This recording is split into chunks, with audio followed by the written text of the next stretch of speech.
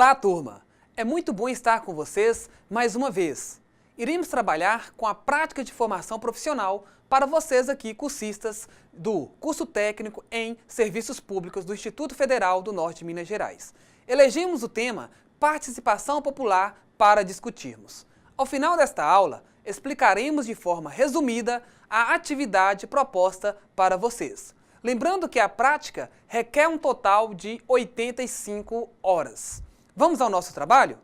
Pois bem, a participação popular na administração pública vem sendo foco de vários estudos e trabalhos, buscando-se identificar na gestão de nossos governantes o exercício dos princípios constitucionais inseridos nos conceitos de democracia, participação e controle social. Como já vimos na disciplina Gestão Participativa, a Constituição de 1988 consagrou entre seus princípios fundamentais a participação popular na gestão pública como direito à dignidade da pessoa humana. Em seu artigo 1º, parágrafo único, o legislador constituinte expressa o princípio da soberania popular, pelo qual todo o poder emana do povo, que o exerce através de seus representantes ou diretamente na forma estabelecida pela Constituição. Este princípio reúne as concepções de democracia direta e democracia representativa, de modo a somar seus efeitos em benefício da coletividade. Segundo Dallaire, a participação popular significa a satisfação da necessidade do cidadão como indivíduo ou como grupo, organização ou associação de atuar pela via legislativa, administrativa ou judicial no amparo do interesse público que se traduz nas aspirações de todos os segmentos sociais. Para Writz, a participação política no Brasil democrático tem sido marcada por dois fenômenos importantes. Primeiro, a ampliação da presença da sociedade civil nas políticas públicas e, segundo, o crescimento das chamadas instituições participativas. Do lado da sociedade civil, diversos atores pertencentes a esse campo político reivindicaram, desde o final do período autoritário, uma maior presença em instituições encarregadas da deliberação sobre políticas públicas nas áreas de saúde, assistência social e políticas urbanas. De acordo com Vale, a administração pública moderna se vê diante de uma dualidade de paradigmas que urgem uma compatibilização. Por um lado, vislumbramos estudos administrativos que demonstram os benefícios trazidos pelas reformas gerencialistas, criadas justamente para solucionar uma série de problemas do Estado idealizado pelas concepções burocráticas de Max Weber. Por outro, nunca esteve tão em voga a discussão acerca da devida democratização das instituições estatais em prol da participação ativa dos cidadãos em formatos institucionais que não se resumem à mera agregação de votos e à bênção eleitoral. Estamos vivendo a era de ouro da democracia. Nesse sentido, num cenário onde a participação popular é valorizada e tida como meio para se garantir maior transparência e boa aplicação dos recursos públicos, houve no Brasil, principalmente a partir da Constituição de 1988, um novo formato de participação popular, onde os conselhos gestores passaram a assumir atividades tipicamente governamentais.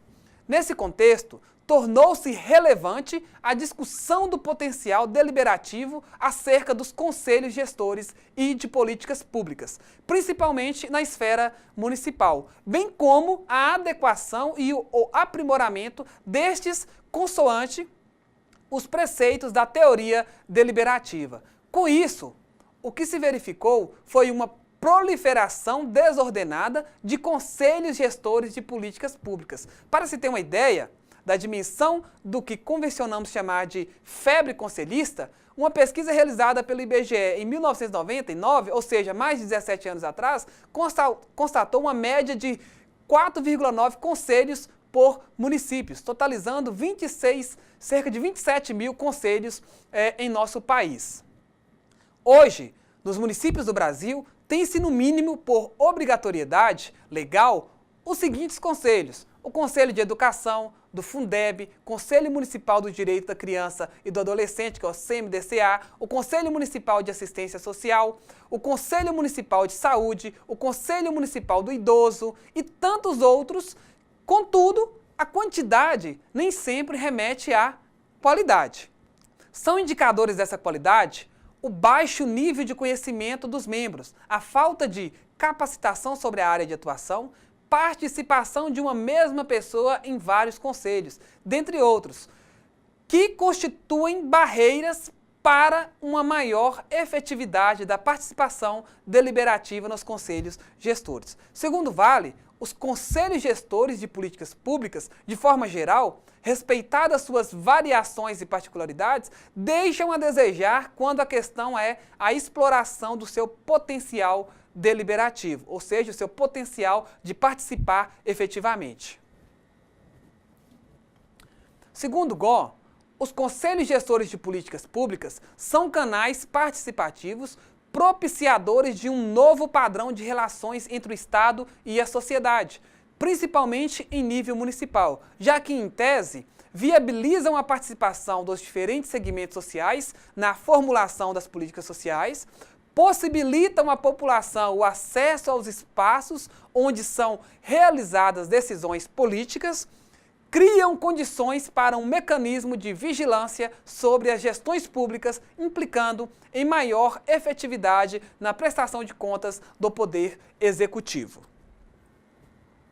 O processo de descentralização e aumento dos canais de participação traz para o cenário brasileiro uma maior discussão nas tomadas de decisão, trazendo a população para mais próximo dos atos administrativos. A política pública torna-se mais complexa com a multiplicação de atores e espaços de decisão, com a ampliação dos espaços de discussão e deliberação, o que preconiza um novo agir político, uma partilha renovada de decisões e poderes institucionais e uma nova ação social debatida, negociada, mais próxima também dos cidadãos. Nessa perspectiva, ainda que seja modesto o poder deliberativo dos conselhos, os mesmos tornam-se necessários na atual conjuntura política administrativa.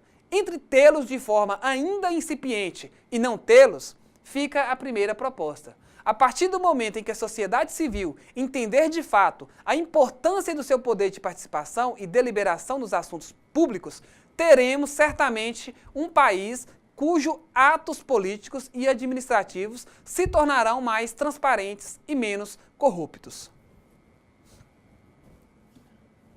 Segundo Vale, de nada adianta a representação política se não houver a participação ativa dos cidadãos no monitoramento, na ponderação e racionalização da atuação dos agentes eleitos, ou melhor, a ampla deliberação pública sobre os posicionamentos e políticas a serem adotadas por eles, não depois, mas antes de sua elaboração.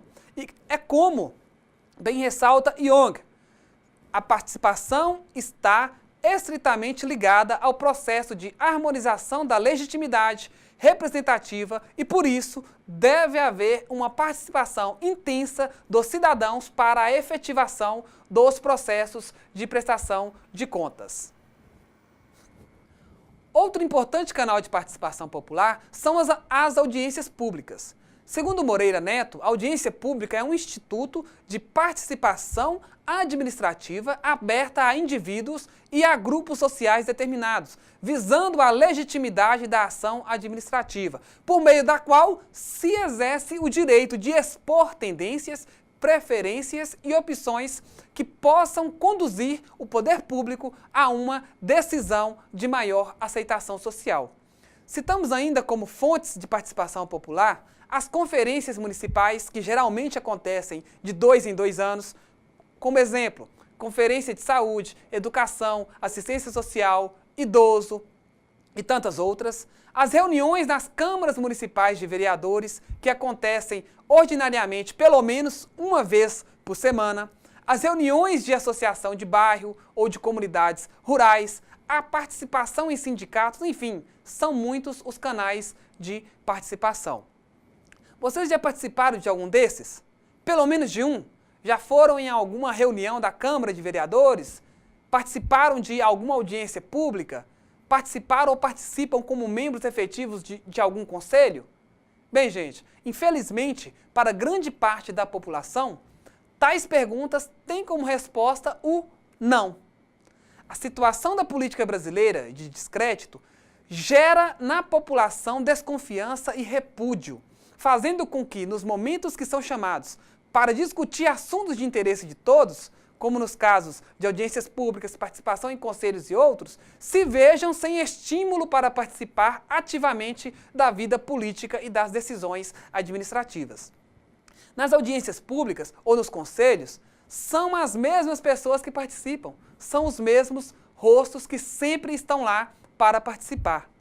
Buscar incentivá-los e criar situações de ampla participação envolvendo escolas, igrejas e demais instituições presentes na vida social pode corroborar de forma positiva para o aumento do quantitativo e ganho da qualidade da participação popular, tanto nos conselhos como nas audiências públicas, reuniões da Câmara, conferências e demais fontes de participação popular. A participação cidadã só produzirá os efeitos que se espera dela se a mesma for praticada por pessoas livres, que tenham consciência da realidade em que estão inseridas e saibam julgar o que é melhor para a vida delas, mesmas pensando de forma mais ampla no bem comum. Com base nos conteúdos vistos por vocês, ao longo do terceiro módulo do curso Técnico em Serviços Públicos, em especial a disciplina Gestão Participativa, teremos como trabalho da disciplina Prática de Formação Profissional a realização de uma pesquisa junto à população da cidade de vocês, a fim de possibilitar para todos nós um maior conhecimento acerca da realidade da participação popular nas cidades onde o presente curso é ofertado. Para a presente pesquisa, a amostra será determinada de acordo com o número de habitantes de cada cidade. Assim sendo, deverão utilizar a seguinte regra para saber o número de questionários, ou seja, de pessoas que vocês deverão entrevistar. Se a sua cidade houver até 10 mil habitantes, vocês deverão aplicar um total de 40 questionários. Se vocês morarem em uma cidade que tenham entre 10 mil e 30 mil habitantes, serão necessários 50 questionários. Se for de 30 mil a 50 mil habitantes, 60 questionários. Mais de 50 mil habitantes, 70 questionários. O número de questionário é o total por turma. Por exemplo, se numa determinada cidade tem até 10 mil habitantes, a turma deverá dividir as equipes de forma que totalizem os 40 questionários. Assim sendo, se forem 4 equipes, cada equipe deverá aplicar 10 questionários. A divisão da turma em equipes ficará por conta do tutor de sala e da turma para organizar quem vai ficar em cada equipe. Para a aplicação do questionário, devem seguir as seguintes orientações: aplicar somente para moradores da cidade, aplicar somente para pessoas com 18 anos ou mais, procurar aplicar em pontos diversos, ou seja, não aplicar em apenas um bairro ou região, mas sim na cidade como um todo. Ao abordar as pessoas que serão entrevistadas, deve-se apresentar como cursista do Instituto Federal, do curso técnico em serviços públicos, relatando que está fazendo uma pesquisa junto à população e gostaria que a mesma respondesse a algumas perguntas.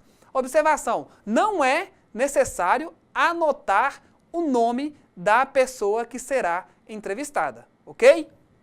Depois de aplicado todos os questionários, a turma deverá tabular as informações colhidas. Para isto, deverão utilizar o arquivo Tabulação por Equipe, que se encontra anexo no ambiente virtual.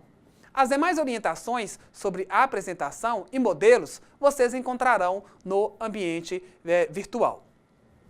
Bem, o questionário que vocês irão utilizar é este que está aparecendo aqui em tela. Vocês irão abordar as pessoas que queiram responder, que queiram participar da pesquisa. Nesse questionário, vocês indagarão primeiro, na pergunta 1, se a pessoa é do sexo masculino ou feminino. Se for do masculino, por exemplo, vocês marcarão um X no correspondente. Qual a sua idade? Nós temos aqui as faixas de idade. Se for uma pessoa de 21 a 24 anos, vocês também marcarão no local correspondente. E assim para cada questão, para qual a sua cor, raça, qual a sua religião, qual a sua escolaridade. Você se considera um cidadão participativo nas tomadas de decisão da administração pública, que é a questão 6. Continuando, a questão 7. Na sua opinião, a população de sua cidade participa ativamente das tomadas de decisão da administração pública? Se sim, marque a opção sim. Se não, não. 8. Marque com X o seu posicionamento quanto a cada forma de participação descritas a seguir.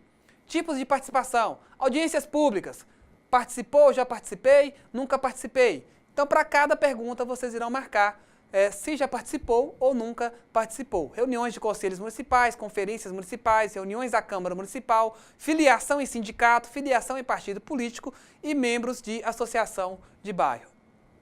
E, por fim, para finalizar o questionário, a questão 9 diz que tem como pergunta: qual a principal dificuldade para você participar mais nas tomadas de decisão da administração pública? Marcar somente uma opção. Aí tem as opções: falta de tempo, não gosto de me envolver com tais assuntos, falta de incentivo por parte dos governantes, as reuniões são demoradas, os horários que são realizados não permitem a minha participação e outros, se houver, colocar qual. Você já foi, questão 10, você já foi ou é membro de algum conselho municipal? Sim e não. 11. Se te convidassem para fazer parte de um conselho municipal, você faria? Sim, talvez e não. Questão 12. Se nas eleições o voto não fosse obrigatório, o que você faria? Primeira opção, votaria. Segunda, não votaria. 13. Como você avalia a participação da população nas tomadas de decisão da administração pública de sua cidade? Aí tem os graus, de ótimo a péssimo. A pessoa vai falar ótimo, boa, regular, ruim ou péssimo, que vocês terão como opção.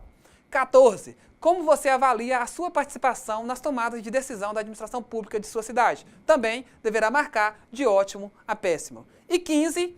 Como você avalia os meios ofertados pela administração pública de sua cidade para incentivar a participação popular? Bem, com a planilha disponibilizada para vocês, o único trabalho que vocês terão, depois de ter feito a aplicação do questionário e encontrado o número de pessoas que responderam, é aqui onde tem estes zeros e está em branco. Neste espaço, vocês colocarão o resultado que vocês encontraram. Ou seja, suponhamos que vocês encontraram, na pesquisa que vocês realizaram, um total de 4 homens que foram pesquisados e 6 mulheres, vocês irão colocar no local correspondente e já vai dar para vocês o gráfico e a porcentagem também correspondente. Bem, turma, a proposta de trabalho está aí no ambiente virtual para que vocês possam lê-la com mais calma e fazer um bom trabalho. Mais uma vez, agradeço pela atenção, agradeço pela participação e fiquem com Deus e até um próximo encontro, se assim Ele permitir. Muito obrigado.